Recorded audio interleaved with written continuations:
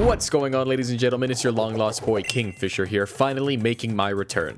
No, seriously, the Guam kingfishers have laid eggs in the wild for the first time in like 40 years. I'm literally so back. In all seriousness, guys, I know it's been a while since I've posted anything related to the Isle, bars, but in time you'll come to understand that I'm a lot like duckweed or childhood trauma. Even if I look like I'm not there, I never really go away. I'm always watching. Which is why I'm fully aware that after 4 whole months of horde testing, we still don't have Rex in our hands.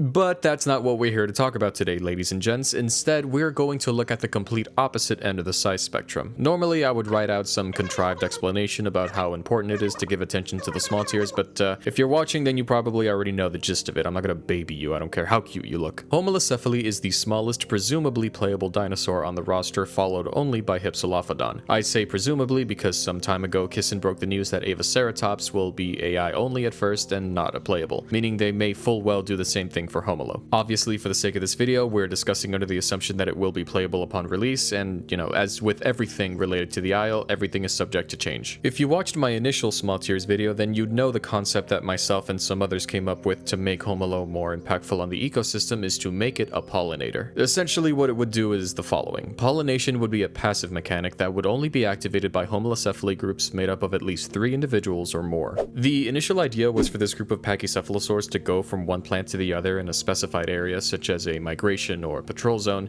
and as they do so, they are spreading pollen within these plants and effectively making it so that the spawn rate of that specific plant would increase for a period of time, becoming available to the larger herbivores in the area. However, under that first video, I received a comment proposing a change to the idea that, frankly, I liked a lot more. The Soul Bulbasaur 4693 suggested, and I quote, "Pollinators shouldn't increase food spawns, but rather increase nutrient density of the vegetation that they are responsible for. Food intake is capped by a creature's stomach capacity, so making more food won't benefit an existing population significantly, and reducing the default food respawn would make pollinators all too necessary." And this person is absolutely correct in every facet. This method is far preferable to the original concept that I have proposed. What good is the presence of more food if the herbivores, especially the larger ones, already have their stomachs full? They wouldn't be able to benefit from the extra nutrients unless they min-maxed on gastroliths and stayed in the same place, which becomes tedious and a little boring. Well, more boring than herbivore gameplay normally is. By allowing flocks of Homalocephale to pollinate the plants in a given area and even burrow in these spots to become temporary residents, leaves, fruits, and nuts would receive an increase in nutrient gain per bite. If the current ratio between food and nutrient gain is 1:1, then I propose a change of 0.25, making it so the nutrient to food gain effectively becomes 1.25 to 1. It doesn't sound like a lot, but when compounded, it makes a pretty noticeable difference, just enough to make Homalo a valuable resource for larger herbivores. But despite the silky smoothness of my immaculate voice, I'm sure you need a little more than words to help you visualize what it is I'm talking about. Oh yeah,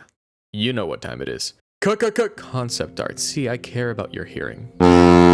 I'm also a lying man. The absolute GOAT 22 crafting tables has once again shown off his impeccable skill to bring us a visualization of this pollination phenomena in action, as well as some other interesting snapshots of what Homalo's life may potentially look like. It's at this point in the video where I say this is strictly a discussion, nothing is confirmed unless I explicitly say that it is, and knowing the Isle, even what's confirmed may still be subject to change. We're just here to have fun and speculate about our favorite dinosaur game, so take it with a grain of rock salt. In this first sketch, we can see a Homalo burrow surrounded by edible plants, which are a little sparse at first until our time-lapse shows the effect that this dinosaur would have on a micro level, contributing to more nutritious plants that larger herbivores such as Triceratops would be able to take advantage of. I would say that a flock of these dinosaurs would have to occupy a certain area for around 30 minutes or so before the effects would begin to be seen, in order to avoid spamming or cheesing the mechanic. As the art demonstrates, thicker, fuller plants would begin to sprout from the ground. Fruit could become larger and possess a more vibrant coloration that would indicate their health. And if mechanically possible, perhaps these plants would spawn closer to the area around the Homalo's burrow specifically, rather than at random, due to the increased activity from the pachycephalosaurs. Within these burrows, Homalos dig complex tunnel systems in which they create their nests and possibly even store food for later use in the case of a predator camping outside of the burrow or something. But Fisher, if they're able to store food and just stay in their burrows, then you're limiting player interaction. Well, no, because their presence is an interaction. The direct impact that Homalocephale would have on an area surrounding it would serve as its primary primary way of affecting other players. It kind of transcends the way that dinosaurs currently interact, which is mostly just beating the piss out of each other. For example, there's a possibility that smaller, savvier carnivores might spot the clump of denser plants growing around the burrow and sniff out their den. Assuming the system is working as intended and the migration zone isn't going to change anytime soon, there will most likely be larger herbivores hanging around, which will act as a form of third-party protection for the homolo, since they are directly benefiting from its presence. They, of course, being the larger herbivores. Not only is the Homalocephale's entire existence acting as a sort of interaction for the herbivores, but it could possibly act as a catalyst for interactions between herbivores and carnivores. Smaller animals like Troodon and possibly Velociraptor, which we'll be talking about in a video soon, might even be able to sneak into the burrows and steal eggs, or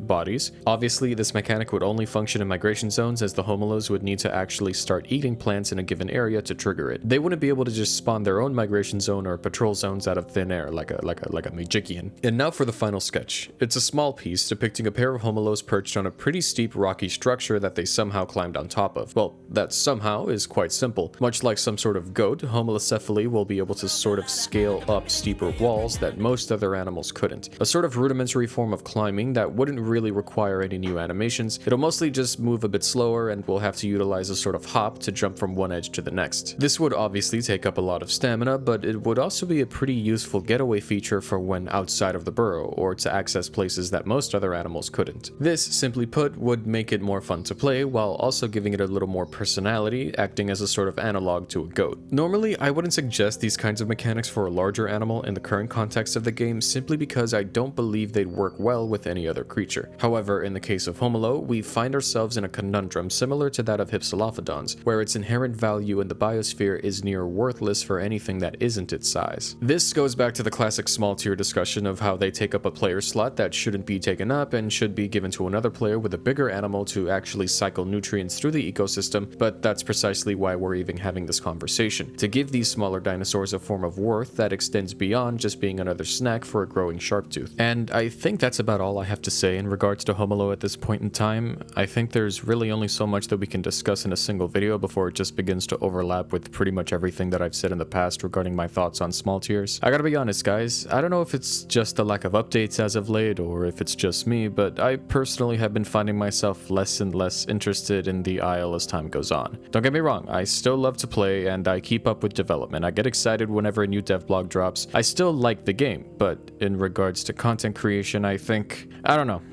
The future is pretty unclear, if I'm being completely honest. In regards to my channel, you guys will be seeing a lot more non-IO related videos from me as time goes on, as I've had plenty of success with them in the past that I believe wasn't just lightning in a bottle. And frankly, I'd be pretty silly to not try and pursue that kind of content, to hopefully kind of break out of this dinosaur game trap that a lot of creators seem to find themselves in. Again, I'm not saying that I hate the game or that I'm straight up abandoning it. I just personally believe that for a bit of time now, the Isle has been headed in a direction that I personally am not the happiest with. This doesn't make it a bad game, nor does it take away from the incredible work that the devs are doing. It's just my personal opinion right now based on some of the observations that I've been making over the past couple months. I mean, who knows, maybe in a year's time the game will genuinely be goated with the sauce, but that's more or less my candid feelings regarding everything at this moment, so take that as you will. If you actually made it to the end of this discussion, then let me know your thoughts down in the comments, whether it be about Homolo, the current state of the game, or even what you had for breakfast this morning. I recently touched up the Discord a little bit and will be advertising it more in my videos as time goes on to bring in some new faces, so if you're interested, I'll leave a link in the description below, and I think that's about all I have to say. Thank you so much for watching. Please remember to like the video and subscribe. We're almost at 20,000 and I am incredibly grateful to those of you who have subscribed thus far. Thank you so much, and I hope to see you all in the next video. I got something that I think is pretty cool